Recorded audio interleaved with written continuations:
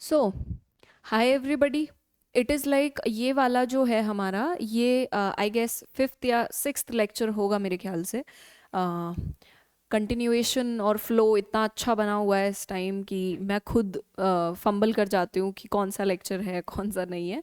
But मैंने last lecture को close करते टाइम ये बोला था कि हमारा हेड एंड माउथ पार्ट्स वाला लेक्चर टोटली कंप्लीट हो चुका है। अब हम करेंगे नेक्स्ट लेक्चर में थोरैक्स एंड लोकोमोशन, है ना। तो हमारे जो लेक्चर का टाइटल है वो है थोरैक्स यानी वक्ष और लोकोमोशन यानी गमन।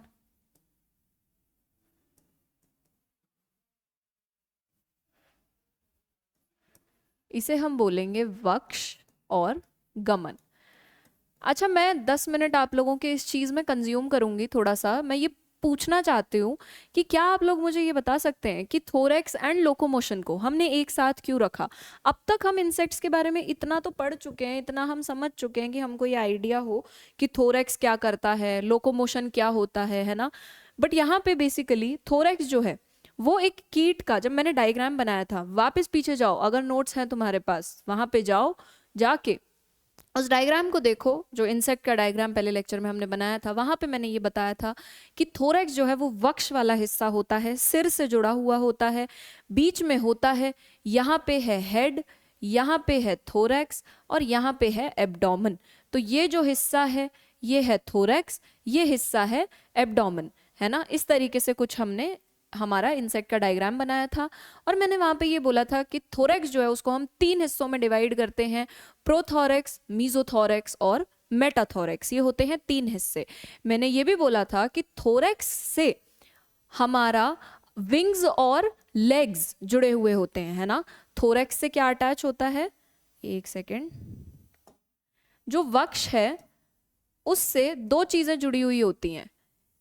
एक तो होते हैं लेग्स यानी पैर, कितने, 3 जोड़ी, बताया था ये 3 पेयर, 3 जोड़ी। और दूसरे होते हैं पंख, कितने, 2 जोड़ी, 2 जोड़ी पंख होते हैं, है ना। और वहां पे मैंने ये भी बोला था कि लेग्स जो होते हैं वो एक एक जोड़ी तीनों हिस्सों पे, प्रोथोरैक्स पे 1 जोड़ी लेग्स, मीजोथोरैक्स पे 1 जोड़ी और मेटाथोरैक्स पे 1 जोड़ी। और जो पंख होते हैं वो 2 जोड़ी क्यों है, क्योंकि प्रोथोरैक्स वाला जो हिस्सा है थोरैक्स का, जो प्रोथोरैक्स वाला पार्ट है वहां पे विंग्स नहीं होते हैं। मीजोथोरैक्स और मेटाथोरैक्स पे हमारे पास विंग्स जो हैं वो अटैच्ड होते हैं। इतनी बेसिक नॉलेज हमको हो चुकी है इस चीज से कि थोरैक्स क्या है और लेग्स और विंग्स क्या हैं। मैंने लेग का डायग्राम भी बनवाया था, इसीलिए मैंने बनवा दिया था पहले कि मैं अब दोबारा नहीं बनवाऊंगी। यहाँ पे जब हम लोकोमोशन पढ़ते हैं वहाँ पे हम लेग्स पढ़ते हैं, वहाँ पे हम पैरों में उस डायग्राम, वो डायग्राम काम आएगा। उसके पार्ट्स के बारे में हम पढ़ेंगे कि वो एक एक पार्ट क्या करता है, उसका क्या रोल है। उसके बाद जो विंग्स हैं, विंग्स में भी मैंने फोर विंग और हाइंड विंग बताया था। एक आगे वाला पंख होता है जो उड़ने में मदद करता है, एक पीछे वाला पंख होता है जो उसको प्रोटेक्शन देता है ना। टाइप ऑफ विंग्स देखें, कितने तरीके के विंग्स होते हैं, विंग्स किस तरीके से उड़ने में हेल्प करते हैं। अब यहाँ पे हमको एक चीज तो क्लियर हो जाती है इतना देख के कि लेग्स और विंग्स के बारे में जब हम पढ़ते हैं कि जो लेग्स हैं वो हमको मदद कर रहे हैं चलने में, ठीक है, चलने में यानी वॉक करने में, एक जगह से दूसरी जगह जाने में, इंसेक्ट को खड़े रहने में, उसकी बॉडी को बैलेंस दे रहे हैं, उसको खड़े रहने में हेल्प कर रहे हैं। और पंख उसको मदद करेंगे उड़ने में, फ्लाई करने में, एक जगह से दूसरी जगह जाने में। बॉडी तो हल्की है ही तो वो इजीली उड़ पाता है ना। दो चीजें हमें यहाँ से क्लियर हो जाती हैं, चलना और उड़ना। मेरा अगला सवाल आपसे यहाँ पे ये होगा, ये 5-10 मिनट जो है हम थोड़ा सा इंट्रोडक्शन के लिए कर रहे हैं, जिससे हमको ये पता रहे कि हम पढ़ क्या रहे हैं, हम क्यों पढ़ रहे हैं, इतनी कहानी जो सुन रहे हैं वो क्यों सुन रहे हैं, ठीक है। अगला टॉपिक आता है अबाउट लोकोमोशन। तो लोकोमोशन, एक चीज मैं आपको बताना चाहूंगी, जब भी आप कभी कहीं, लोकोमोशन और मूवमेंट 2 शब्द होते हैं, एक होता है लोकोमोशन और एक शब्द होता है मूवमेंट। एक का मतलब है गमन, एक का मतलब है मूवमेंट। लोकोमोशन का मतलब गमन होता है यानी एक जगह से दूसरी जगह जाना।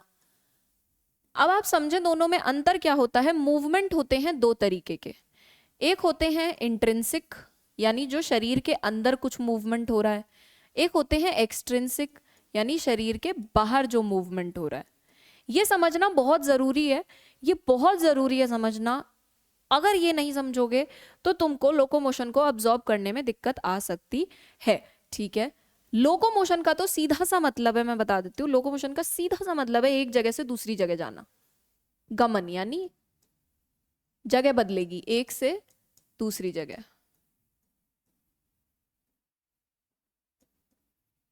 ठीक है, क्या हो रहा है, गमन में जगह परिवर्तित हो रही है, यानी शरीर उठ के एक जगह से दूसरी जगह जा रहा है। तो जो लोकोमोशन है वो एक तरीके का एक्सट्रिंसिक मूवमेंट, एक्सटर्नल मूवमेंट है, यानी शरीर जो है वो एक जगह से उठ के दूसरी जगह जा रहा है। तो लोकोमोशन जो है वो क्या है, एक्सट्रिंसिक मूवमेंट है।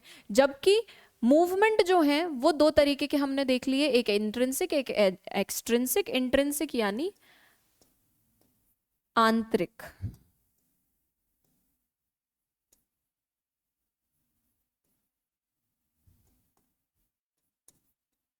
जो आंतरिक हलचल है, जो आंतरिक मूवमेंट है। और एक्सट्रिंसिक यानी जो बाहरी जो आपको मूवमेंट देखने को मिलता है।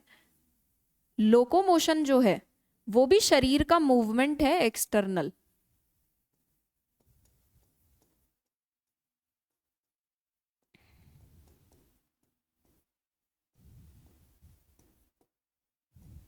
समझ में आई बात। और इसको समझने के साथ साथ एक चीज और समझेंगे हम, कि जो मूवमेंट है वो किसी भी स्तर पे हो सकता है। मूवमेंट हो सकता है कोशिका के स्तर पे हो, मूवमेंट हो सकता है टिश्यू के स्तर पे हो, ऊतक के आधार पे हो, मूवमेंट हो सकता है ऑर्गन के आधार पे हो, पूरे के पूरे शरीर के आधार पे हो। मूवमेंट का मतलब होता है सिर्फ एक जगह से, मतलब जगह परिवर्तित नहीं हो सकती। लोकोमोशन में एक चीज इंपॉर्टेंट है कि जगह परिवर्तित होगी, एक से दूसरी जगह उठ के जाना जरूरी है। मूवमेंट में जगह नहीं हो सकता है ना बदले, शरीर एक जगह बैठे बैठे भी मूव करता रहे, है ना, उसको हम मूवमेंट बोलते हैं। जैसे मैं आपको इसका एक बहुत अच्छा एग्जाम्पल देती हूँ, हालांकि हम एंटो पढ़ रहे हैं तो उस हिसाब से ही मैं आपको बताती हूँ। सपोजिटली ये मानो कि इंसेक्ट है, एक कीड़ा है, एक कीड़ा उड़ के एक जगह से दूसरी जगह बैठ गया। जैसे आप मधु वो घर में मक्खियां देखते हैं, हाउस फ्लाई, एक जगह से दूसरी जगह उड़ के बैठ जाएगी, ठीक है, वो हो जाएगा लोकोमोशन, उसके शरीर में हो रहा है मूवमेंट। लोकोमोशन किस चीज से होगा ये मैं बता चुकी हूँ, दो चीजें हैं, एक तो लेग और एक विंग्स, क्योंकि इंसेक्ट को पैर और पंख दो चीजें मूवमेंट में, सॉरी, लोकोमोशन में हेल्प करती हैं। लोकोमोशन भी एक तरीके का एक्सटर्नल यानी बाहरी मूवमेंट है, ये भी मैं बता चुकी हूँ। दूसरी चीज हम ये ध्यान रखेंगे कि मूवमेंट में जरूरी नहीं है कि जगह परिवर्तित हो सकता है हो। मूवमेंट में भी जब लोकोमोशन हो रहा है, गमन हो रहा है, तब जगह बदलेगी, वरना मूवमेंट हो सकता है एक जगह बैठ के भी वो कर रहा हो। जैसे मैं आपको बताती हूँ, कभी बहुत पास से देखना, हाउस फ्लाई जो होती हैं, जो हमारी घर में मक्खियां पाई जाती हैं, जब हम कभी उनको बहुत पास से देखते हैं ना, तो वो एक जगह बैठी होती हैं, है ना, और उनके जो पीछे के लेग्स हैं उन पे वो बैठी होती है, और आगे के लेग्स को, वो आगे के जो उनके लिम्स होते हैं उनको वो ऐसे रब कर रही होती हैं। कई बार देखना, बहुत पास से कभी देखोगे तो तुम्हें दिखेगा वो क्या कर रही है, वो पार्ट उनका मूव ही तो कर रहा है, पर क्या वो लोकोमोशन कर रही है, वो गमन कर रही है? नहीं, वो एक जगह बैठी हुई है और वो ये कर रही है, ठीक है, उनके लिम्स मूव कर रहे हैं। ये होता है अंतर लोकोमोशन में और मूवमेंट में। लोकोमोशन में जगह बदलेगी, मूवमेंट में जरूरी नहीं है कि जगह परिवर्तित हो, जरूरी नहीं कि जगह बदले, एक जगह बैठे बैठे भी हो सकता है, ठीक है। ये हमने देख लिया, एक इंपॉर्टेंट सेगमेंट है हमारा। अगर हम कर ही रहे हैं लोकोमोशन और थोरैक्स को शुरू, तो हमें ये पता होना चाहिए कि लोकोमोशन क्या है, मूवमेंट क्या है, और थोरैक्स का क्या रोल है। ये मैं आपको थ्योरेटिकली तो बता ही चुकी हूँ। अब हम अच्छे से डेफिनेशंस लिखते हैं।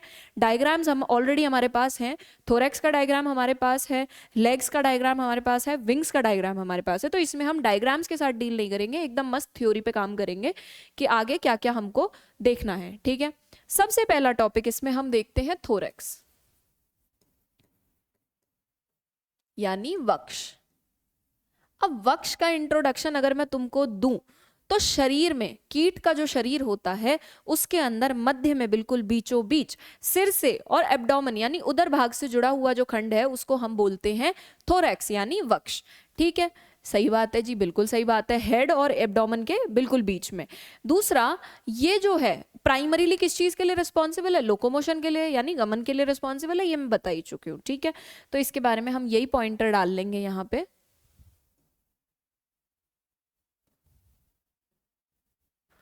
देखना, सबसे पहला पॉइंट होगा बिटवीन हेड यानी सिर और एब्डोमेन यानी उदर। पहला पॉइंट एग्जाम में जब लिखोगे तो थ्योरी लिखना, वहां पे ऐसे नहीं लिख सकते कि बिटवीन हेड एंड एब्डोमेन, ऐसे लिखना कि जो वक्ष है वो सिर और उदर के बीच में पाया जाता है, मध्य में होता है ना, उसका क्या इंपॉर्टेंस है। ठीक है, ये मैं इसलिए लिखवा रही हूँ कि तुमको नोट्स हम इसी तरीके से बनाएंगे कि हमको याद करते टाइम, रिवाइज करते टाइम ज्यादा टाइम ना लगे। और ये क्या है, शरीर का मध्य भाग है।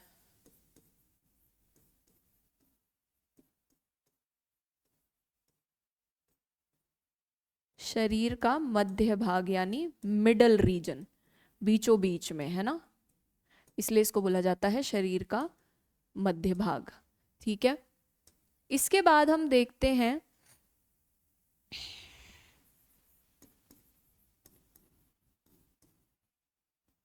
प्राथमिक रूप से यानी प्राइमरीली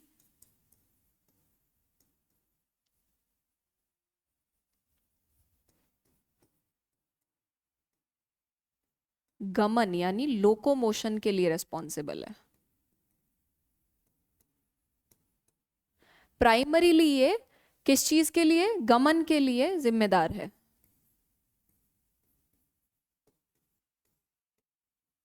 महत्वपूर्ण है, जिम्मेदार की, जिम्मेदार है, महत्वपूर्ण है किसके लिए, गमन के लिए। ठीक है, यहां पे हमने देख लिया कि थोरैक्स बेसिकली होता क्या है। अब हम थोरैक्स का जब सेगमेंटेशन करते हैं तो थोरैक्स को हम डिवाइड करते हैं 3 पार्ट्स में।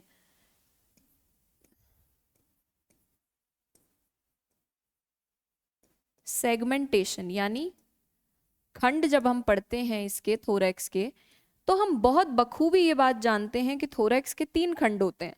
इतना तो हम पढ़ ही चुके हैं ना कि हम ये जानते हैं कि थोरैक्स के कितने खंड होते हैं, 3 खंड होते हैं। कौन से होते हैं देखो मैं बताती हूँ। सबसे पहले आता है प्रोथोरैक्स, सही है।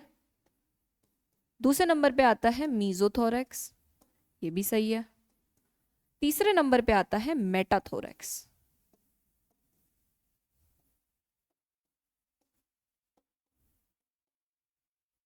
ये भी सही है। हो गया, ये 3 पार्ट्स हो गए किसके, थोरैक्स के। Prothorax, mesothorax, metathorax. प्रोथोरैक्स को बोलते हैं प्रावक्ष,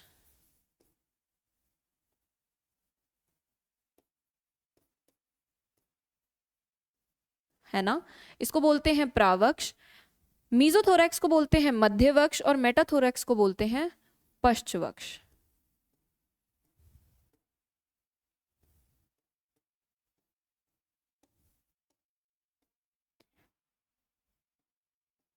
हिंदी वालों और इंग्लिश वालों दोनों के लिए मैं अपना बेस्ट एफर्ट डाल रही हूँ कि मैं हिंदी में भी करवाऊँ नोट्स, इंग्लिश में भी करवाऊँ। ये टॉपिक्स पता है उतने लेंदी नहीं है कि हम एक घंटे के लेक्चर इनको दें। और एक्चुअली मैं तुम्हें एक बात बताऊँ, अगर तुम वीडियो को पॉज करके देखोगे ना, लाइक पॉज कर करके, अगर तुम नोट्स नहीं बना रहे हो और तुम सिर्फ समझ रहे हो, तो तुम ये देखोगे कि 1 घंटे के लेक्चर में आप 40 मिनट्स 35 मिनट्स मैक्स आपको समझने में लगेगा। एक्स्ट्रा 15-20 मिनट हमारा लग जाता है नंबर 1 तुम्हारे डायग्राम्स बनाने में, तुम्हारी जो डेफिनेशंस हैं, थ्योरी है, उसको हिंदी और इंग्लिश दोनों में लिखने में, और तीसरा ये कि तुम्हें उस टॉपिक को बार बार एक्सप्लेन और रिवाइज कराने में। 3 से 4 बार तो मैं लेक्चर के टाइम ही तुम्हें बता देती हूँ, रिवाइज करा देती हूँ, तो वो दिमाग में चीज़ ईजिली इम्प्रिंट हो जाती है कि भाई क्या बोला था। एक बार अगर कहानी सुना के मैं ईजिली इस टॉपिक को, मैं बहुत ईजिली इसको 30 मिनट्स में रैप कर सकती हूँ। तुम्हें डायग्राम गूगल पे दिखा सकती हूँ, नोट्स की मैं यहाँ पे PDF चला सकती हूँ। बट उससे होगा क्या ना कि जब तुम्हें लिखा लिखाया दिखेगा तो तुम्हारा दिमाग उस चीज़ को ना तो ज़्यादा डाइजेस्ट करेगा, ना एब्जॉर्ब करने की मेहनत करेगा। वो चीज़ तुम्हारे लिए बहुत टायरसम हो जाएगी, ना तुम उस पर काम कर पाओगे, ना तुम्हें मज़ा आएगा। इसमें थोड़ी सी मेहनत ज़्यादा है क्योंकि मैं तुम्हारे साथ लिखती हूँ, 1-1 घंटे हाथ से डायग्राम्स भी बनाती हूँ, समझाती भी हूँ, रिवाइज भी कराती हूँ उसी एक क्लास में। पर इसका फ़ायदा ये होगा जब मैं अपने हाथ से लिखूंगी तो मैं जब एक एक वर्ड पहले लिख रही हूँ ना, पहले मैं क्या करती हूँ, पहले लिख देती हूँ। उसका फ़ायदा होता है एक एक वर्ड जब मैं लिख रही हूँ, तो जब मैं लिख रही हूँ तुम उस एक एक वर्ड को पढ़ोगे। जब तुम उसको एक वर्ड को पढ़ोगे तो तुम्हारे दिमाग पहला फीडिंग उसका ले चुका है। दूसरा फीडिंग जब मैंने लिखने के बाद तुम्हें समझाया तब तुम्हारे दिमाग ने उसको वापस पढ़ा, फिर लिया। थर्ड फीडिंग जब मैं दोबारा रिवाइज कराऊंगी तब लेगा। और अगर कोई डायग्राम वायग्राम है और मैं बार बार जब बोलती हूँ कि ये डायग्राम है इसको पीछे जाके देख लो, तो ये सबसे अच्छा तरीका है। तुमने पीछे जाके देखा, तुम्हारे दिमाग को चौथी बार फीडिंग मिल गई। ये बहुत अच्छा रहता है। एक बार में हमारा दिमाग किसी भी कॉन्सेप्ट को लेके एप्ट नहीं हो सकता, कंफर्टेबल नहीं हो सकता, तो हमें मेक श्योर करना है हम 3 से 4 बार हमारे दिमाग को वही फीडिंग सेम रीडिंग के टाइम दे, एक ही रीडिंग के टाइम। इसको कहते हैं डीप स्टडी करना, इसको कहते हैं ढंग से पढ़ना। इसको फिर आप क्या होगा, जैसे आपने ये टॉपिक किया, ढंग से पढ़ लिया, उसके बाद आपने ब्रेक मार दिया, सपोज आपने एंटो पूरा कर लिया मेरे साथ, उसके बाद मान लो आपका कोई अगला पेपर चालू हो गया और आपने अगले पेपर पे पढ़ना शुरू कर दिया, तो आप ये सोचोगे यार एंटो में ये पढ़ा था, बहुत दिन हो गए, अब क्या। तब क्या होगा मैं बताती हूँ फायदा इसका। जब आप दोबारा एंटो खोलेंगे या लेक्चर खोलेंगे तो आपका सारा रिटेन हो जाएगा। वो सब क्या होता है, सप्रेस हो जाता है, जो आपने पढ़ लिया ना वो सप्रेस हो जाता है, और नई इन्फॉर्मेशन ऊपर आती जाती है, आती जाती है, आती जाती है, पुरानी वाली नीचे दब जाती है, पर वो खत्म नहीं होती अगर आपने ढंग से पढ़ा है तो मैं ये कहती हूँ बार बार बार अलग अलग तरीकों से मेहनत करने की बजाय अगर हम एक बार जब पढ़ने, या तो बैठो मत, ठीक है, या तो बैठो मत, अगर बैठ रहे हो तो ढंग से उसको पढ़ो। एक बार में ऐसे करके छोड़ दो कि जब दोबारा लेके बैठो ना तो तुम्हें एटलीस्ट ये ना लगे कि ये नया कॉन्सेप्ट कैसे आ गया मेरे सामने, है ना, कुछ नया ना लगे। याद भले ही दूसरी बार में होगा, तीसरी बार में फिर और बेटर होता है। एक बार पढ़ने से कुछ नहीं होता है, 3-4 बार आपको देना पड़ता है अपने दिमाग को फीडअप, तब जाके वो चीजें होती हैं। लॉन्ग टर्म तक अगर आप उस चीज को छुएंगे नहीं तो आपके दिमाग से वो चीजें निकलती तो नहीं है पर सप्रेस हो जाती हैं। फिर आपको थोड़ा सा टाइम के बाद उसको रिवाइज कर लेना चाहिए घुमा के। ये सबसे अच्छा तरीका होता है मेरे हिसाब से पढ़ने का, ठीक है। और दूसरी चीज जो मैं कहती हूँ, जैसा मैं कहती हूँ अगर आप फॉलो करेंगे, I can definitely bet you कि आपके नंबर कोई नहीं रोक सकता। मैं खुद इसी तरीके से पढ़ती थी, मेरे खुद के मार्क्स इसी तरीके से बहुत अच्छे आते थे। जो आपका एक्सटर्नल है या जो एग्जामिनर है जो आपकी कॉपियां चेक कर रहा है, उसको ये चाहिए यार कि उसको तुम बहुत अट्रैक्टिव तरीके से शीट बना के दो। वो चाहता है कि तुम उसे इस तरीके से शीट दो कि उसको मजा आ जाए, है ना, चेक करने में, उसको अच्छा लगे कि यार वाओ क्या आंसर लिखा है। कभी भी एग्जामिनर, ये मैं उनको बता रही हूँ जो कॉलेज के एग्जाम्स में आंसर शीट लिखते हैं, चाहे आप स्कूल में हो चाहे आप कॉलेज में हो, अगर आप सब्जेक्टिव आंसर लिखते हो, है ना, उसका एक फंडा होता है कि एग्जामिनर कभी भी ये नहीं चाहता कि आप बड़े बड़े पैराग्राफ बना के और ऐसे लिख दो। और साइंस में ही नहीं, किसी भी सब्जेक्ट में बड़े बड़े पैराग्राफ्स को कभी अप्रिशिएट नहीं किया जाता है। बेटर टू डू आप बुलेट पॉइंटर्स बनाएं, उस बुलेट पॉइंट को एक्सेप्ट करें, वहां पे वो सॉरी बुलेट पॉइंट बनाएं, बुलेट पॉइंट को एक्सप्लेन करो, वहां पे इस तरीके से फ्लो चार्ट्स वगैरह बनाओ, डायग्राम वाइग्राम बनाओ। ये जब रहता है तो मजा आता है, एग्जामिनर कॉपी चेक करने में बढ़िया नंबर देता है। क्योंकि इतना टाइम नहीं है किसी के भी पास कि वो 150 200 300 कॉपियों में से तुम्हारी कॉपी को ढंग से बैठ के 20 मिनट तक पढ़ता है। 2-2 मिनट में एक एक कॉपी चेक होती है। तो तुम देख लो, तुम्हें अपनी कॉपी ऐसी बनानी है कि आगे वाला जो है वो उसको ज्यादा टाइम और एफर्ट ना देना पड़े, उसकी नजरें फटाफट जाएं तुम्हारी कॉपी के ऊपर, ठीक है। और इसमें कलरफुल पेन्स का, कलर्स का कोई रोल नहीं है, नीटनेस का रोल है कि तुम कितना सफाई से अपना काम करते हो और कितना ढंग से चीजें बनाते हो, ठीक है। ये मैंने तुमको ज्ञान दे दिया थोड़ा सा लेक्चर के बीच में, जो जरूरी होता है, कभी कभी थोड़ा ब्रेक भी मिल जाता है दिमाग को। अब हम देखते हैं सेगमेंटेशन थॉरेक्स का, ठीक है। यहाँ पे तुम प्रोथोरेक्स, मीजोथोरेक्स, मेटाथोरेक्स तो लिख ही चुके हो, साथ के साथ तुम यहाँ पे ऐसा करो, ये भी लिख लो कि जो प्रोथोरेक्स है यहाँ पे होते हैं, अरे यार कलर का दिक्कत है, यहाँ पे तुम लिख लो एक जोड़ी पैर, ये तो पता ही है। यहाँ पे आएगा एक जोड़ी पैर, एक जोड़ी विंग्स, ठीक है, एक जोड़ी पैर। मीजोथोरेक्स में आएगा, मतलब यहाँ पे ये फर्स्ट पेयर है, यहाँ पे ये सेकंड जोड़ी है, प्लस फर्स्ट जोड़ी है विंग्स की, यहाँ पे थर्ड जोड़ी है पैर की, प्लस सेकंड जोड़ी है पंख की। आई बात समझ में? गुड टू गो, है ना। ये हो गया, ये मैं सुना चुकी हूँ कहानी, यही कहानी बस मैंने लिखाई है। इंपॉर्टेंट पॉइंट ये है कि बता चुकी हूँ मैं, लिख लेना, हर एक सेगमेंट के पास अपने 1 पेयर ऑफ लेग्स होते हैं, है ना, और विंग्स जो है वो मीजो और मेटाथोरेक्स पे होते हैं। ये पॉइंट ऑलरेडी मैं बता चुकी हूँ, आगे और लिखवा देती हूँ भले ही चाहिए तो।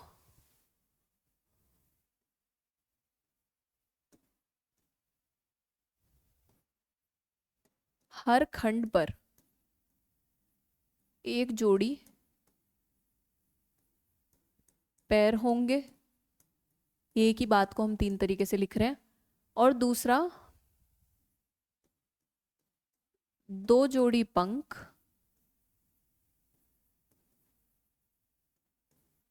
मध्यवक्ष यानी मीजोथोरैक्स और पश्चवक्ष पर मिलते हैं। आई बात समझ में? यानी मीजो और मेटाथोरैक्स पे। ये दो पॉइंटर्स हो गए, एक हो गया लिम्स के बारे में, पैरों के बारे में, एक हो गया विंग्स के बारे में। अब जो थोरैसिक सेगमेंट हमने देखे ना, प्रोथोरैक्स, मीजोथोरैक्स, मेटाथोरैक्स, उन सेगमेंट्स का भी एक स्ट्रक्चर होता है। वक्षीय खंडों की संरचना यानी थोरैसिक सेगमेंट्स का स्ट्रक्चर।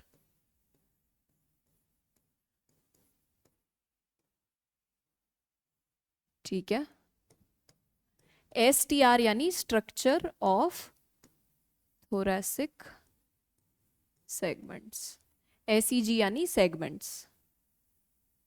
सुनेंगे ध्यान से, ठीक है।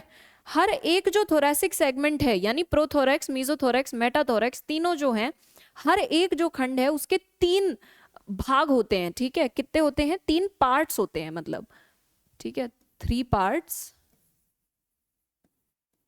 Of each segment.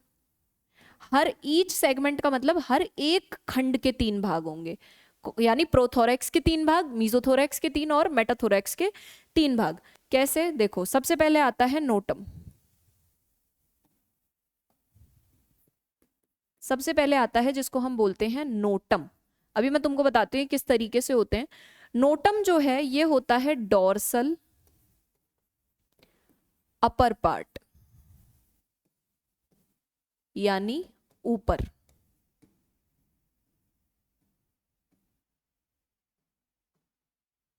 ऊपर होगा, ठीक है, नोटम। नोटम के बारे में हम ये लिखते हैं कि नोटम जो है वो 3 हिस्सों में डिवाइडेड रहता है, प्रोनोटम, मीजोनोटम और मेटानोटम।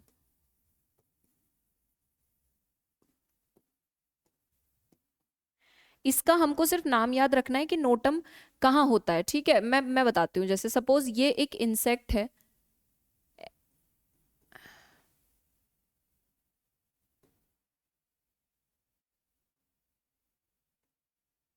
ये हमने इसके थोरैक्स का, ये थोरैक्स वाला हिस्सा है, ये पीछे एब्डोमेन है ना। तो ये जो थोरैक्स वाला हिस्सा है, यहाँ पे हमने इसका वो बना लिया, क्या बोलते हैं, ये खंड बना लिया, प्रोथोरैक्स हो गया, ये मीजोथोरैक्स हो गया, ये वाला मेटाथोरैक्स हो गया। आ गई कहानी समझ में? अब यहाँ पे क्या होता है कि इसके भी हिस्से होते हैं, मैं बता देती हूँ तुमको कैसे होते हैं। देखो, ये वाला जो हिस्सा है ऊपर, ये यहाँ, इसको बोलते हैं नोटम। ऊपर जो दिख रहा है, डोर्सल और अपर, डोर्सल और अपर का मतलब है जो आपको ऊपर दिख रहा है। ठीक है, उसके बाद दूसरा आता है स्टर्नम। स्टर्नम होगा यहाँ, ये है स्टर्नम। स्टर्नम, स्टर्नम वाला हिस्सा होगा नीचे की तरफ, नोटम वाला हिस्सा होगा ऊपर, डोर्सल, और एक जो हिस्सा होता है वो होता है साइड में। जैसे मान लो ये इंसेक्ट है, इस तरीके से, ये आगे की तरफ इसका हेड है, पीछे एब्डोमेन है, ऊपर विंग्स है ना। हम बिल्कुल ऐसे देख रहे हैं, मान लो कि जैसे ऐसे इमेजिन करो कि जो इंसेक्ट है, मैं बताती हूँ, रुक जाओ एक सेकेंड। देखो, ये है एक रिमोट, ठीक है, इसको इंसेक्ट मानो, ये वाला हिस्सा आगे की तरफ इसका हेड का मानो, पीछे एब्डोमेन मानो, और मानो ऊपर की तरफ इसके विंग्स हैं। ठीक है, तो ये जो अगल बगल में जो लेटरल साइड का होता है, ये भी एक पार्ट है, ये है नोटम, ये क्या है, स्टर्नम, और जो साइड्स में पार्ट होता है उसको प्लूरॉन बोलते हैं। यहाँ बगल में, अगल बगल लेटरल, दाएं बाएं प्लूरॉन, ऊपर नोटम, नीचे स्टर्नम। ठीक है, ये याद रखेंगे, ये जरूरी है, मैं अभी लिखवा देती हूँ। ये प्रोनोटम, मीजोनोटम और मेटानोटम होता है। जो प्रोनोटम है ये हिस्सा होगा आपका प्रोथोरैक्स के अंदर। ठीक है, ये प्रोथोरैक्स के अंदर पाया जाता है। जो ऊपरी भाग होगा उसको हम क्या बोलते हैं, नोटम बोलते हैं। फिर दूसरे नंबर पे आता है स्टर्नम, यहां लिखेंगे पॉइंट लगा के, ऊपरी भाग को नोटम कहते हैं। इतना तो समझ आ ही गया। यहां से प्रोनोटम, मीजोनोटम, मेटानोटम हो गया। रखो तो रख लेना याद कि प्रोनोटम जो है वो प्रोथोरेक्स में होता है, नहीं भी याद रखोगे तो कोई दिक्कत वाली बात नहीं, 3 नाम याद रहे मेरे लिए बहुत है। दूसरे नंबर पे आता है फिर स्टर्नम। स्टर्नम पाया जाता है नीचे की तरफ, ठीक है, निचला भाग है यानी वेंट्रल भी बोलते हैं इसको, और लोअर, लोअर यानी इंसेक्ट के नीचे की तरफ, जो इंसेक्ट का आपको उल्टा, उसको जब उल्टा कर दोगे इंसेक्ट को, यानी पीठ की तरफ जब उसको कर दोगे उल्टा तुम, तब जो तुमको दिखेगा वो होता है हिस्सा स्टर्नम। और जब वो इंसेक्ट खड़ा रहता है अपने 2 पैरों पे, तो तब जो हिस्सा हमको दिखता है वो होता है नोटम। अगल बगल से देखेंगे तो प्लूरॉन होते हैं। निचला भाग जो है वो स्टर्नम कहलाता है। ये तो आई गई होगी बात समझ यहां से, निचला भाग है, ठीक है। इसके बाद ये डिवाइडेड होता है 2 हिस्सों में, ठीक है। स्टर्नम को हम 2 हिस्सों में डिवाइड करते हैं, देखना ये स्टर्नम है, इसको हम 2 हिस्सों में डिवाइड कर रहे हैं, तोड़ रहे हैं, विच इज, फर्स्ट होगा एपिस्टर्नम और दूसरा होता है एपीमेरॉन।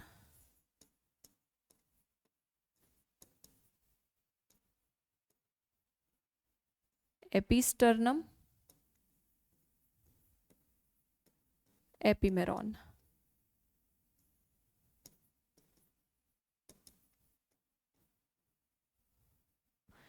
इनके नाम याद रखो बस, बहुत है, ठीक है। डायग्राम तो तुम इंसेक्ट का बना के आ जाओ, वहां तुम थोरैक्स लिखाओ, थोरैक्स में प्रोथोरैक्स, मीजोथोरैक्स, मेटाथोरैक्स लिखाओ, और वहां ये लिखाना, ये बना आना ध्यान से कि जो लिम्स हो, पैर हो, वो तीनों खंडों में एक एक जोड़ी पैर लगा देना डायग्राम में, और विंग्स जो हो वो मीजो और मेटाथोरैक्स में 2 तरीके के विंग्स हमको लगा के आने, ये डायग्राम में याद रखना। बाकी थ्योरी में इनके नाम याद रख लेना, ठीक है। नोटम, स्टर्नम, प्लूरॉन, सब तुमको इनके सब पार्ट्स भी याद रहे तो ठीक है, बहुत अच्छी बात है। अगर याद रहते हैं तो, नहीं भी रहते हैं तो तुम ये वाले हिस्से भी लिख के आओगे तो तुम्हारे लिए बहुत अच्छा रहेगा, है ना।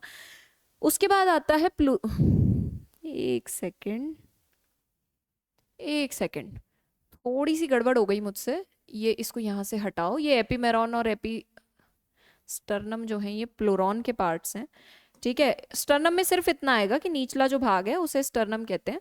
कभी कभी ना थोड़ा सा ग्लिच हो जाता है यार, मैं फंबल मार जाती हूँ, सॉरी फॉर दैट। तीसरा जो हिस्सा है उसे प्लूरॉन कहते हैं, ठीक है। आई होप आप लोग माइंड नहीं करेंगे, थोड़ा सा क्या है, स्ट्रेस रहता है सारी इन्फॉर्मेशन डलवाने का नोट्स में, तो कभी कभी कुछ ऊपर नीचे हो जाता है, बट हम उसको मेक श्योर करते हैं कि वो हमारे लिए गड़बड़ पैदा ना करे, ठीक है। So thank you for understanding. तो हम आगे कंटिन्यू करें। प्लूरॉन, प्लूरॉन वाला जो पार्ट है वो लेटरल साइड में है, साइड पार्ट है, लेटरल यानी बाएं दाएं, ठीक है। ये डिवाइड होगा 2 हिस्सों में, कौन से, एक तो एपीमेरॉन और एक एपीस्टर्नम। ये 2 भाग हो गए, एपीमेरॉन, एपीस्टर्नम। जो पार्श्व भाग है, जो पश्च भाग है, जो पीछे का, जो साइड का भाग है, सॉरी पीछे का नहीं, जो साइड का भाग है उसको क्या कहते हैं, प्लूरॉन कहते हैं। फिर आते हैं थोरैसिक अपेंडेजेस। यहाँ पे हमने एक बार देख लेते हैं, यहाँ पे हमने थोरैक्स का पार्ट कवर किया। थोरैक्स के पार्ट में हमने सबसे पहले वक्ष देखा, वक्ष में हमने देखा पैर होते हैं, पंख होते हैं जुड़े हुए, ठीक है, चलने में मदद करते हैं, पंख उड़ने में मदद करते हैं, लोकोमोशन मूवमेंट का डिफरेंस हमने देखा।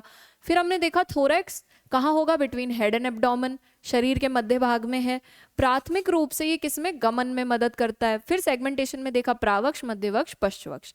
प्रावक्ष में होंगे एक पेयर पैर, पश्चवक्ष और मध्यवक्ष में होते हैं 2 जोड़ी पैर, मतलब सेकंड जोड़ी पैर, एक फर्स्ट जोड़ी विंग्स, थर्ड जोड़ी लेग्स और सेकंड जोड़ी के विंग्स।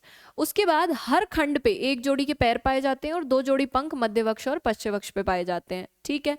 नोटम, स्टर्नम और प्लूरॉन में बताई चुकी हूँ, जो पार्श्व भाग है, जो अगल बगल का है, उसको प्लूरॉन बोलेंगे। नोटम है ऊपर का हिस्सा जिसको 3 हिस्सों में तोड़ देते हैं, प्रोनोटम, मीजोनोटम, मेटानोटम, नोटम। स्टर्नम नीचे का हिस्सा है, जैसे मुझे इसमें कंफ्यूजन हुआ एपीस्टर्नम और एपीमेरॉन में, वैसे हो सकता है आपको भी हो जाए एग्जाम में, तो हम इसको स्पेसिफिकली ध्यान देंगे कि एपीस्टर्नम में स्टर्नम है, पर ये स्टर्नम का भाग नहीं है, ये प्लूरॉन का एक भाग है, और एपीमेरॉन भी प्लूरॉन का भाग है। और लेटरल साइड, जब इंसेक्ट को हम अगल बगल से देखते हैं, सपोज ये एक इंसेक्ट है, पहले हम इंसेक्ट को बगल में से देख रहे थे, अब हम इंसेक्ट को देख रहे हैं ऊपर से। हमने इसके 2 ही पेयर बनाए हैं, है ना, लेग्स के, हम रफ एक डायग्राम बना रहे हैं। तो इसके अंदर जो यहाँ पे हिस्सा है ये वाला, ये है प्लूरॉन। आ गई बात समझ में? ये वाला हिस्सा क्या है? प्लूरॉन है। अब हम आगे देखते हैं थोरैसिक अपेंडेजेस यानी वक्ष के उपांग।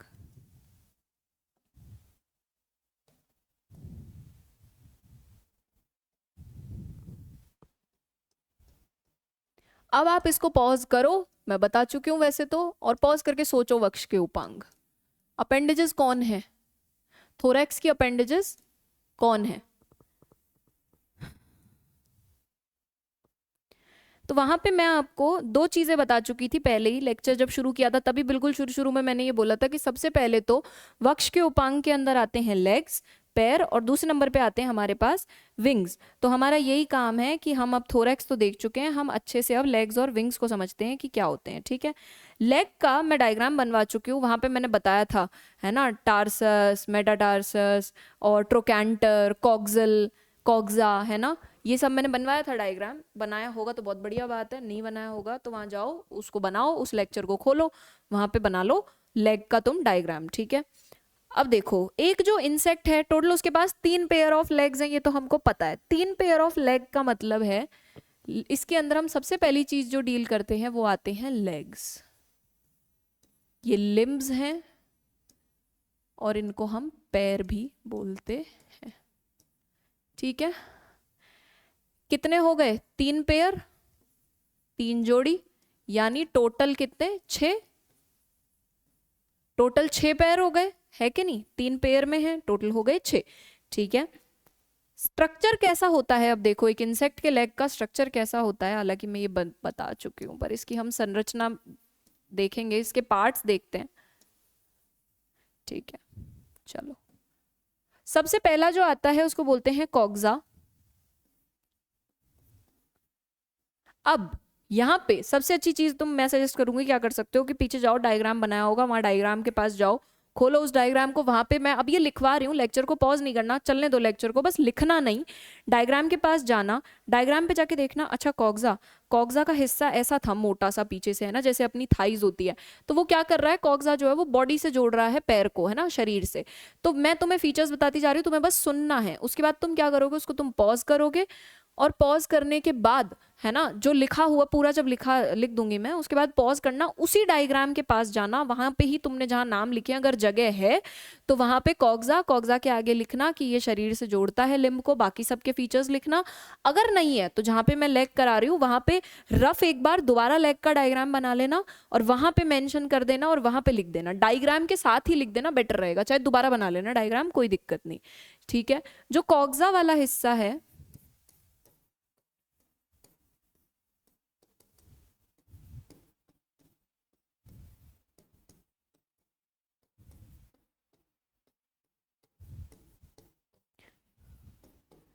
पैर को शरीर से अटैच करेगा। ठीक है, उसके बाद आता है ट्रोकैंटर। अगला जो हिस्सा था वो था ट्रोकैंटर।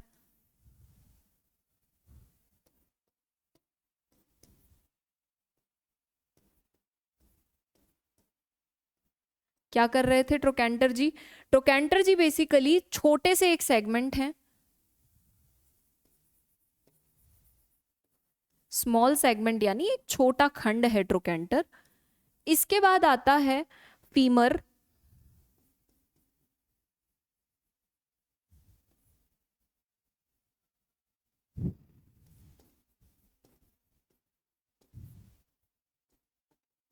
थिक है, मोटा है और मस्कुलर है, मांसपेशीय है, यानी ताकत है इसमें।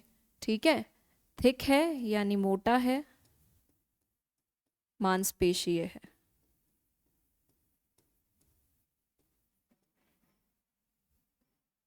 We good with that, right? Trochanter हो गया, फीमर हो गया, इसके बाद था टीबिया। ये तो तुम मेरे ख्याल से वहीं लिख सकते हो, मेरे को नहीं लगता तुम्हें नया डायग्राम बनाने की जरूरत पड़ेगी। इसके बाद आता है टिबिया।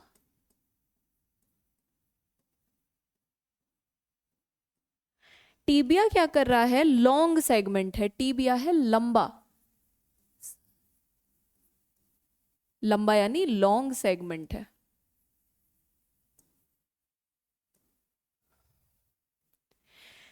टिबिया के बाद आ रहा है टार्सस।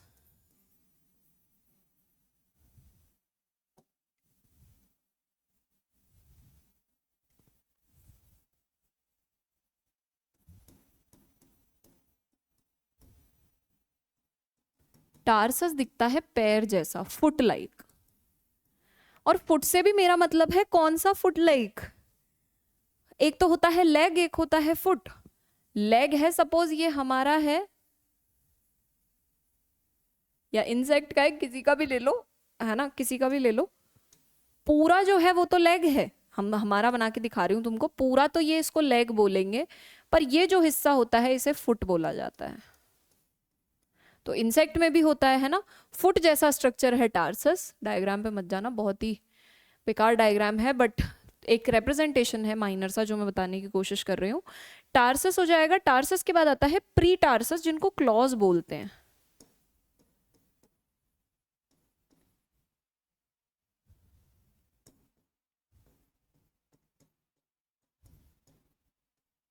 ये पंजे होते हैं, है ना, क्लॉज होते हैं इंसेक्ट के।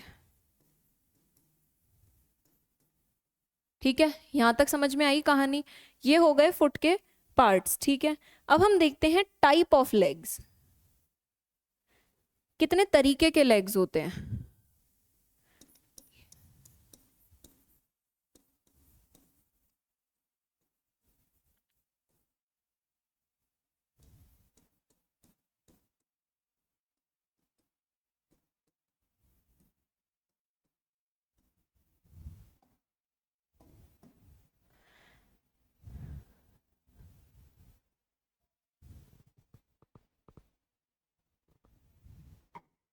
इसके बाद आते हैं type of legs. Type of legs के अंदर कई तरीके के लेग्स आते हैं। सबसे पहला जो हम देखते हैं उसको बोलते हैं बेटा कर्सोरियल लेग।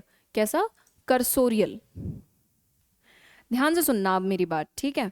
सबसे पहले आता है, उसको बोलते हैं कर्सोरियल।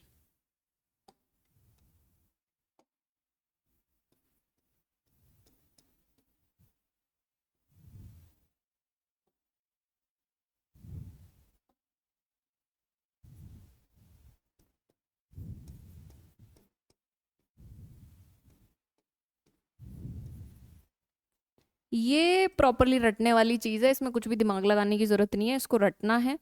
ठीक है, कर्सोरियल लेग है। कर्सोरियल का काम है रनिंग। रनिंग यानी भागना। कभी कॉकरोच को देखा है? कॉकरोच जैसे ही आप उसके पास जाते हैं वो भागता है, बहुत जोर से भागता है, ठीक है। तो ये कॉकरोच के अंदर पाया जाता है कर्सोरियल। याद रखेंगे, सी से कॉकरोच, सी से कर्सोरियल। कॉकरोच क्या करता है, जैसे ही कॉकरोच के पास जाते हैं, है ना, जो क्या बोलते हैं, तिलचट्टा होता है, जैसे ही उसके पास जाते हैं भागता है बहुत जोर से, ठीक है। जैसे ही उसको पता लग जाएगा ना तुम उसके आसपास हो, तो वो भाग जाएगा, ठीक है। कभी कभी नहीं भी भागता है, बट जब भागता है उसको भागते हुए देखना। तो सी से कर्सोरियल, सी से कॉकरोच, और कॉकरोच क्या करेगा, रनिंग, तो ये रनिंग में हेल्प करता है। दूसरे टाइप का जो लेग है उसको बोलते हैं सैल्टटोरियल। क्या बोलते हैं, सैल्टटोरियल।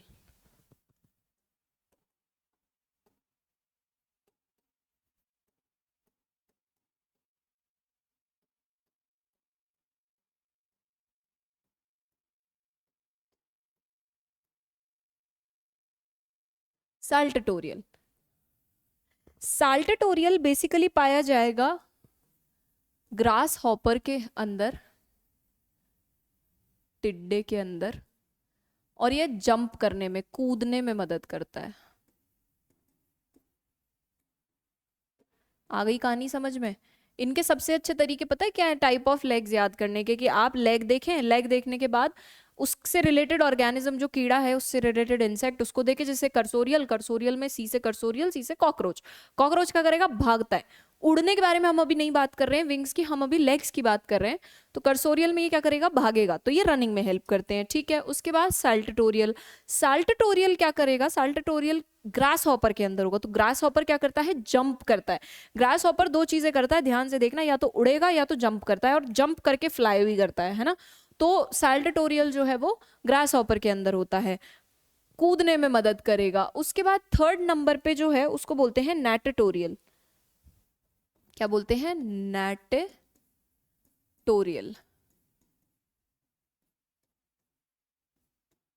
नाटाटोरियल। नाटाटोरियल जो है वो बेसिकली पाया जाता है वाटर बीटल के अंदर।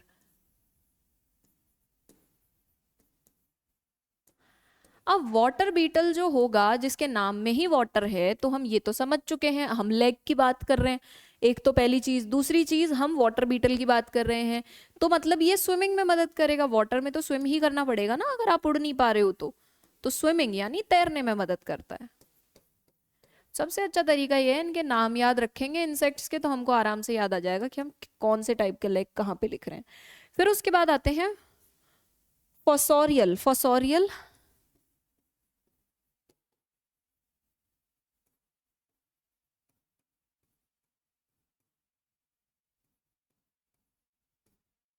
आई बात समझ में, फोसोरियल, ठीक है। फोसोरियल किसके अंदर पाया जाता है, जिस इंसेक्ट के अंदर फोसोरियल पाया जाता है उसको बोलते हैं मोल क्रिकेट। क्रिकेट एक तरीके का कीड़ा होता है, जैसे झिंगुर होते हैं ना, झिंगुर को क्रिकेट बोलते हैं बेसिकली। ये क्रिकेट खेलने वाला क्रिकेट नहीं है। झिंगुर जो होते हैं, जब अंधेरे में आप रहते हैं, अंधेरे में जब आप जाएंगे ना एक जगह पे जहाँ पे बहुत देर से कोई नहीं गया है, जब आप जाओगे तो वहां पे ना आपको आवाज आती है बहुत अजीब सी इंसेक्ट की। वो इंसेक्ट जो आवाज कर रहा होता है वो क्रिकेट होता है, ठीक है, झिंगुर होता है। तो मोल क्रिकेट है ये, स्पेसिफिकली एक तरीके का झिंगुर है। मोल क्रिकेट के अंदर ये क्या करता है, डिगिंग में यानी खोदने में मदद करता है।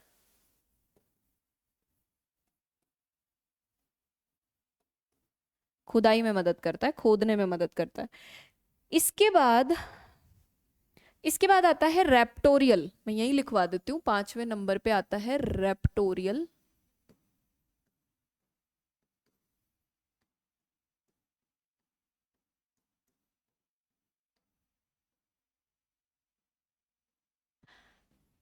ठीक है, जो रेप्टोरियल टाइप है वो बेसिकली एक कीड़ा होता है प्रेइंग मेंटिस, उसके अंदर पाया जाता है। अब एक चीज मैं तुमको बताऊं, जिसके नाम में ही प्रेइंग है, और ये वो वाला प्रे नहीं है, है ना, ये वो वाला प्रे है शिकार करने वाला। तो जो मेंटिस, प्रेइंग मेंटिस है, ये एक टाइप का मेंटिस कीड़ा होता है, प्रेइंग मेंटिस। इसके अंदर क्या होगा, बेसिकली शिकार कर रहा है, मतलब शिकार कैसे करेगा, एक कीड़ा जब प्रेइंग करेगा, शिकार करेगा, तो वो दूसरे को पकड़ेगा ना, पकड़ के मार देगा। तो ग्रैस्प करने में मदद करता है ये, ठीक है, पकड़ने में, ग्रैस्पिंग यानी पकड़ने में मदद करता है।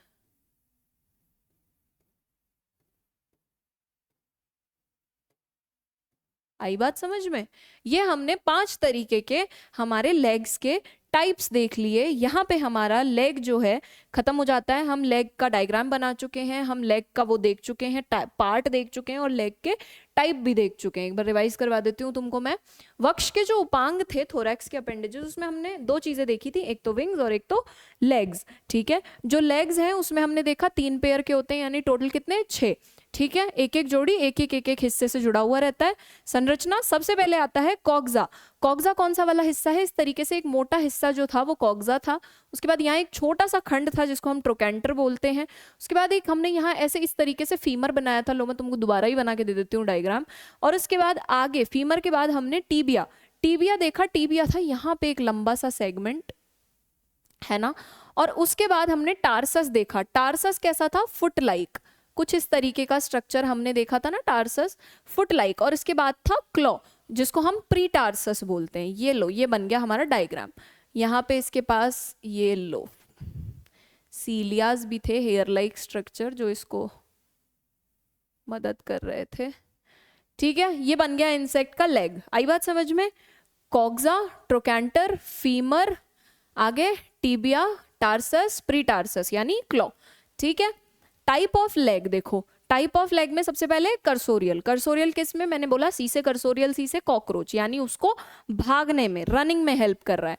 ये पूरा लेग है, ये आगे का हिस्सा जो होता है जहां हमारे पंजे जुड़े होते हैं उसको हम फुट कहते हैं, ठीक है। उसके बाद दूसरा जो था वो था साल्टटोरियल। साल्टटोरियल में मैंने तुमको बताया था कि साल्टटोरियल में तुम ये याद रखना कि टिड्डा होता है ग्रास हॉपर, तो ग्रास हॉपर क्या करता है? जंप करता है, तो उसको जंप करने में मदद करेगा। फिर उसके बाद आता है नाटटोरियल। नाटटोरियल में मैंने तुमको बोला था कि तुम ऐसे याद रख लो, इसको रटने का रट ही सकते हो, जो जो तरीका तुम अपना लगाना चाहो लगा देना, पर इंसेक्ट याद रखना, क्योंकि इनके जो इंसेक्ट्स है ना उनके नाम में तुम्हें ऑलमोस्ट सब कुछ मिल जाता है। नाटटोरियल है, नाटटोरियल में आता है वाटर बीटल। तो पानी में अगर कोई बीटल है तो उसको स्विमिंग करने में हेल्प चाहिए, तो उसके लेग स्विमिंग के हिसाब से होते हैं। फोसोरियल टाइप का जो लेग है ये मोल क्रिकेट के अंदर पाया जाता है। मोल क्रिकेट, क्रिकेट होता है एक तरीके का झिंगुर, है ना, मोल क्रिकेट, वो डिगिंग में हेल्प करता है। और फिर आता है रेप्टोरियल। रेप्टोरियल होता है प्रेइंग मेंटिस के अंदर, तो जो शिकार कर रहा है उसको ग्रास्पिंग के लिए मदद लगती है, तो वो प्रेइंग करता है। दूसरी चीज हम देखेंगे यहाँ पे विंग्स। लेग्स हम कर चुके हैं, हम अब विंग्स देखेंगे नंबर 2 टाइटल डाल के यहाँ पे।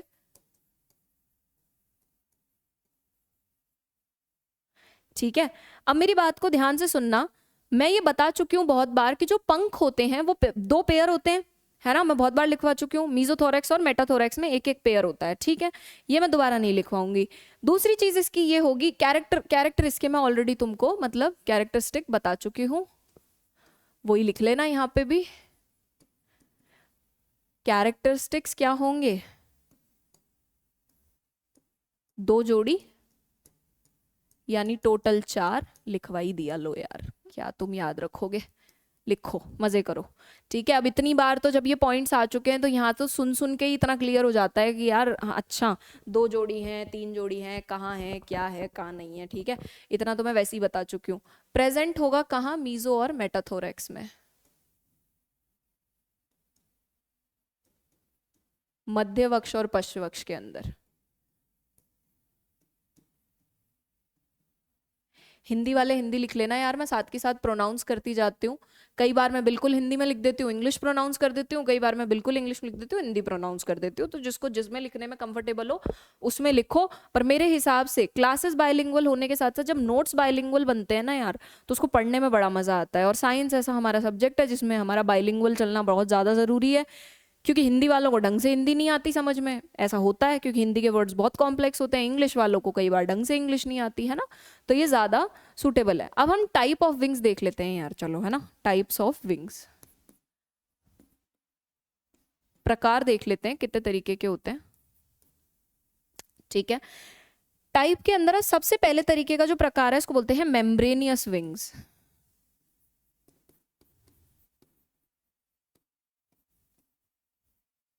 मेम्ब्रेनियस जो विंग्स होते हैं ये होते हैं झिल्लीदार पंख।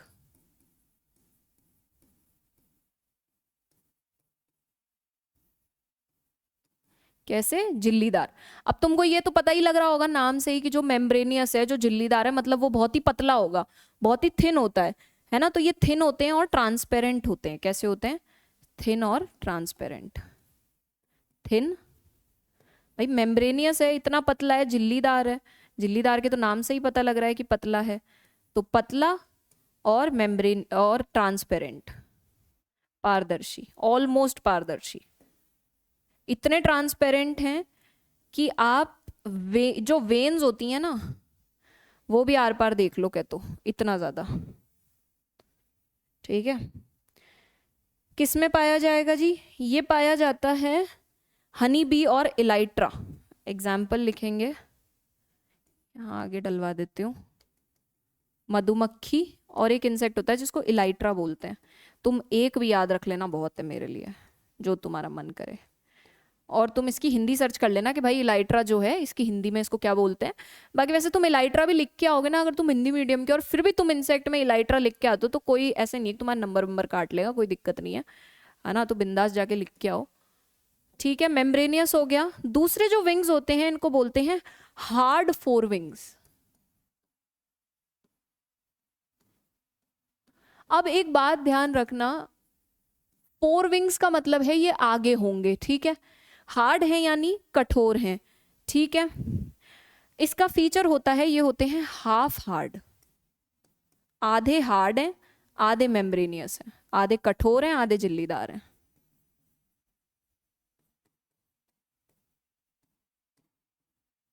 ठीक है, हाफ यानी आधा, आधे कठोर हैं, आधे कैसे हैं, झिल्लीदार हैं जी। ठीक है, बहुत बढ़िया बात है। किसके अंदर मिलेगा ये मिलता है बीटल, बीटल्स, और दूसरे हमारे हीमिलाइट्रा। एक और इंसेक्ट का नाम हो गया हीमिलाइट्रा। भाई तुम तो ना एक एक ही याद रख लो, मेरे लिए बहुत है।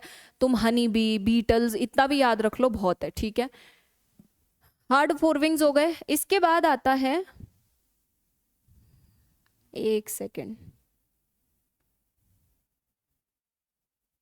एक सेकेंड रुको यार, एक सेकेंड।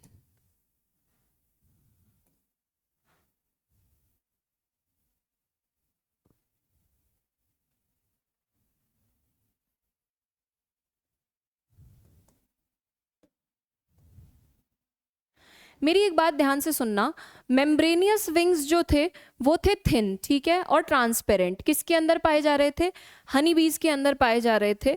उसके बाद जो दूसरा टाइप ऑफ विंग है बेटा, इसको इलाइट्रा बोलते हैं। ठीक है, ये जो मैंने हार्ड फोर विंग्स तुमको बताए हैं, थोड़ी सी गड़बड़ हो गई, एक सेकेंड इसको फिक्स कर लेना। अरे यार क्या हो रहा है,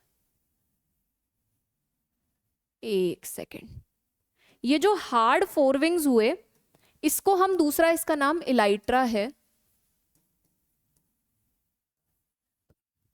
ठीक है, गर्मी में ना दिमाग खराब हो गया है मेरा, इतनी तेज गर्मी पड़ रही है कि टेम्परेचर की वजह से I have gone actually mad. Don't worry about that. ठीक है, मैं साथ के साथ फिक्सेशन करा देती हूँ, कहीं कोई इशू आता है तो मुझे भी थोड़ा दिक्कत हो जाता है ना, पॉइंटर्स की वजह से मार्जिन लेने में। हार्ड फोर विंग्स जो हैं they are called elytra, membranous wings हैं। इलाइट्रा के अंदर हमने एक चीज देखी कि ये कैसे होंगे, हार्ड होंगे यानी कठोर, कठोर होंगे, आगे के पंख होते हैं, ये बीटल्स के अंदर पाए जाते हैं। इसके बाद जो तीसरा टाइप है उसे हम हीमी इलाइट्रा बोलते हैं, hem elytra, HEMELYTRA, hem elytra. Hem elytra जो है इसकी क्वालिटी है कि ये हाफ हार्ड और हाफ मेम्ब्रेनियस होते हैं, ये इसकी क्वालिटी है। ठीक है, हाफ हार्ड हाफ मेम्ब्रेनियस। गर्मी में मैम का दिमाग चकरा चुका है, 2 लेक्चर्स एक साथ कंटिन्यूअसली लेते हुए।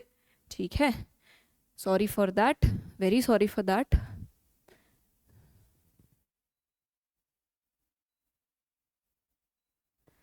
चलो कोई नहीं। हीमिलाइट्रा है, हीमिलाइट्रा मैं बता चुकी हूँ, हाफ हार्ड है, हाफ मेम्ब्रेनियस है। ठीक है, किसके अंदर ये मिलेंगे, ये मिलते हैं ट्रू बग्स के अंदर। ट्रू बग्स जो कीड़े होते हैं, मतलब जो एक्चुअली जो बग्स हैं, जो कीड़े हैं, उनके अंदर ये पाए जाते हैं। ठीक है, इसके बाद जो चौथा टाइप है बेटा वो है स्केली, स्केली विंग्स।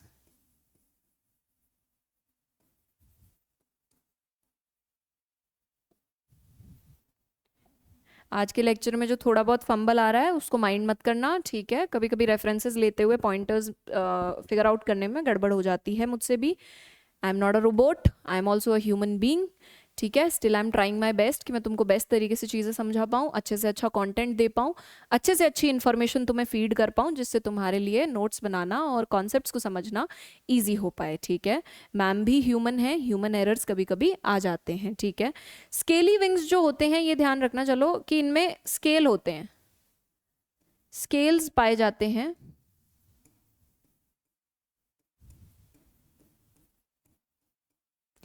ठीक है, स्केल्स पाए जाते हैं और ये बटरफ्लाईज के अंदर होते हैं। किसके अंदर, बटरफ्लाई।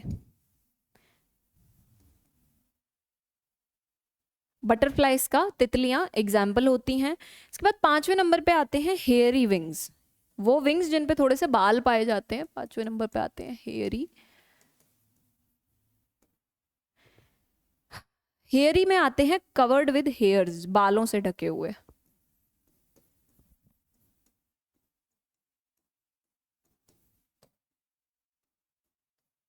बालों से ढके हुए जो पंख हैं उन्हें बोलते हैं हेयरी। ये है, इसमें एग्जाम्पल आ जाएगा कैडिस फ्लाई।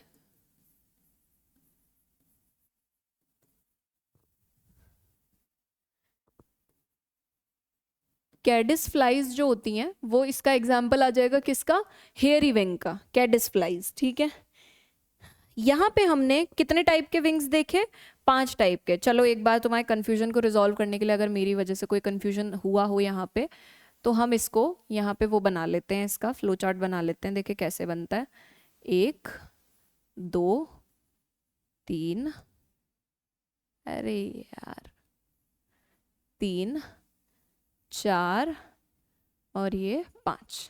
ठीक है, 5 टाइप के हमने विंग्स देखे। कौन से देखा, चलो करते हैं। ठीक है, सबसे पहले मेम्ब्रेनियस यानी झिल्लीदार। दूसरे नंबर पे हमने देखे इलाइट्रा, इलाइट्रा पंख। तीसरे नंबर पे हमने देखे हीम इलाइट्रा। चौथे नंबर पे हमने देखे स्केली विंग्स। और 5वें नंबर पे हमने देखे हेयरी विंग्स। आ गई बात समझ में, किस किस के अंदर है, कहाँ कहाँ है, पीछे जाएंगे, पीछे जाके आप देख लेंगे। ठीक है, जो मेम्ब्रेनियस होगा वो कहाँ पे होता है, मेम्ब्रेनियस पतला है, हनी बी के अंदर होता है। इलाइट्रा जो है वो बीटल्स के अंदर होता है, कठोर हैं आगे के पंख। हीम इलाइट्रा में आधे हार्ड होते हैं, हीम का मतलब आधे आधे हार्ड हैं, आधे मेम्ब्रेनियस हैं। ट्रू बग्स के अंदर हैं, स्केली विंग्स बटरफ्लाइज के अंदर है, और हेयरी जिनमें बाल हैं वो कैडिस फ्लाइज के अंदर हैं। इसको बना लेना, कोई कंफ्यूजन नहीं होगा। ठीक है, जो थोड़ा सा अपन को इशू हुआ था करते टाइम वो नहीं होगा। अब हम एक चीज और देख लेते हैं, विंग वेनेशन देख लेते हैं कि जो विंग्स हमने देखे कितने तरीके के विंग्स होते हैं। इन पे भाई शिराएं भी तो होती हैं, वेन्स होती हैं। जब मैंने विंग्स के डायग्राम बनवाए थे तुमको शुरू के, शायद सेकंड लेक्चर की बात होगी मेरे ख्याल से, फर्स्ट या सेकंड की, वहां पे मैंने तुमको विंग्स बनवाए थे। और वहां पे मैंने ये बोला था कि जो विंग्स होते हैं उसके डायग्राम में 2 तरीके के विंग्स बनवाए थे, और ये भी बोला था कि इन पे होती हैं वेन्स, है ना, विंग्स पे। उनको शिराएं बोलते हैं। काम क्या होता है इनका कि भाई ब्लड सप्लाई अच्छे से रहे विंग्स के अंदर, है ना, ड्राई नहीं हो जाए। ड्राई हो जाएंगे तो डैमेजेस आने के चांसेस रहते हैं। तो हम वेनेशन देख लेते हैं, विंग वेनेशन।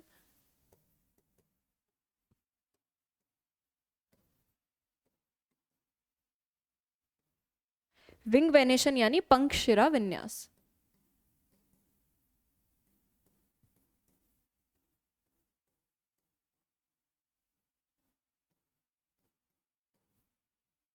सही है, पंख शिरा विन्यास, है ना। मेन वेन्स कौन सी होती हैं देखो। अब सबसे पहले जो मेन जो शिराएं हैं, मुख्य शिराएं,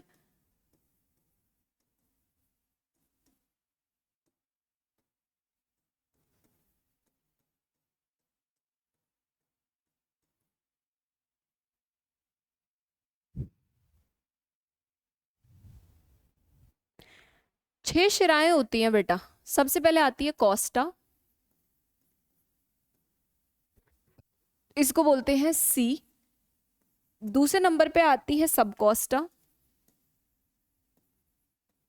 इनके नाम याद कर लेना बस बहुत है, एस सी। ठीक है, तीसरे नंबर पे आती है रेडियस। चौथे नंबर पे आती है मीडिया।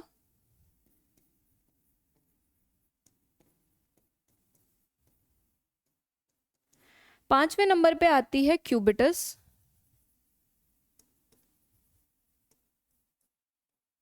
और छठे नंबर पे जो वेन आती है उसको बोलते हैं एनल वेन्स।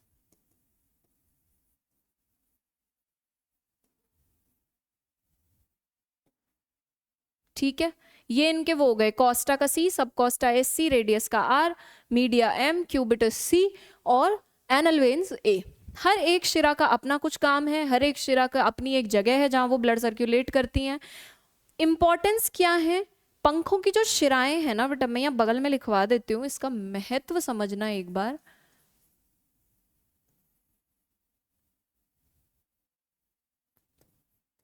ये इंपॉर्टेंट है इंसेक्ट आइडेंटिफिकेशन में, यानी कीट को पहचानने का जो काम होगा उसके अंदर हम इनका वेनेशंस का यूज करते हैं, आइडेंटिफिकेशन और क्लासिफिकेशन।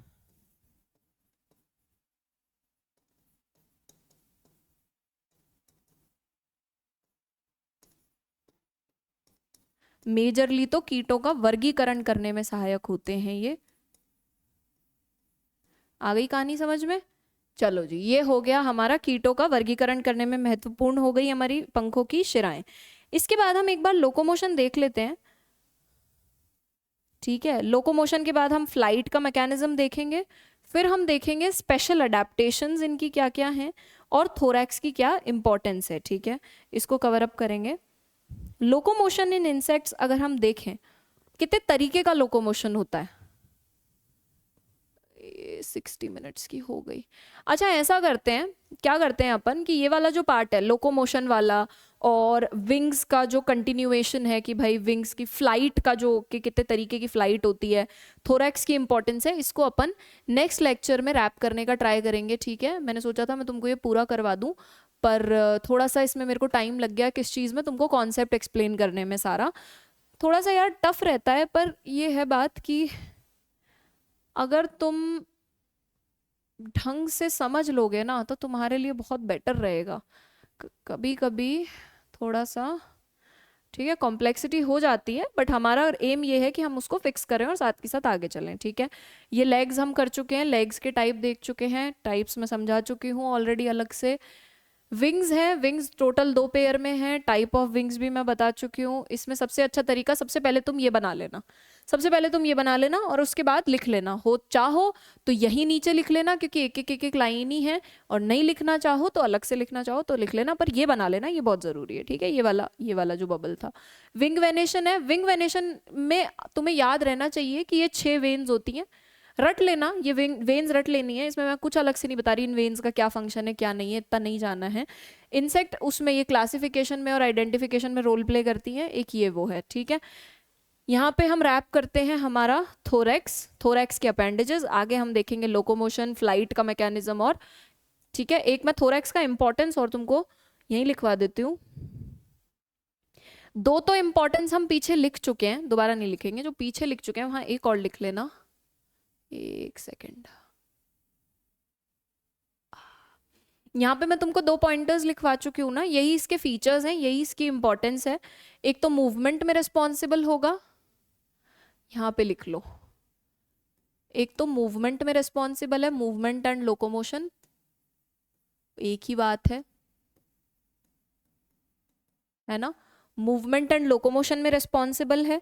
दूसरा, इसके पास होंगे लेग्स एंड विंग्स, बियर करता है लेग्स एंड विंग्स, बियर करता है यानी इसके पास है, रखता है, ये इसके पास रहते हैं, बियर करता है कौन, किसको, लेग्स को और विंग्स को। और दूसरा, ये किस में हेल्प करता है, ये मदद करता है जीवित रहने और अनुकूलन करने में।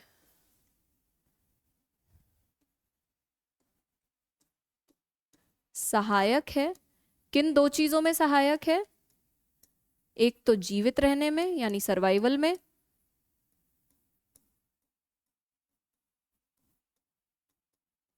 और दूसरा अनुकूलन यानी अडेप्टेशन में।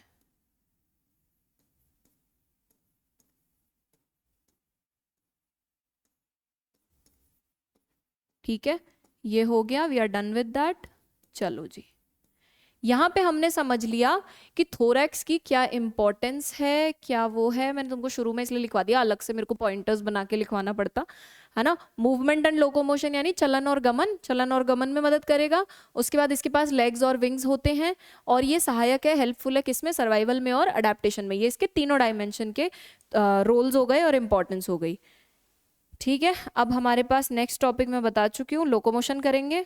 लोकोमोशन करने के साथ साथ हम करेंगे कितने टाइप का लोकोमोशन है, फ्लाइट का मैकेनिज्म करेंगे, और स्पेशल अडेप्टेशन करते हैं कि स्पेशल अडेप्टेशंस क्या है। ठीक है, thank you so much for being with me, it was a nice lecture. ठीक है, टेक केयर, पढ़ते रहो, बनाते रहो नोट्स, रिवाइज करते रहो। ठीक है, चलो see you in the next one. ठीक है, बाय बाय।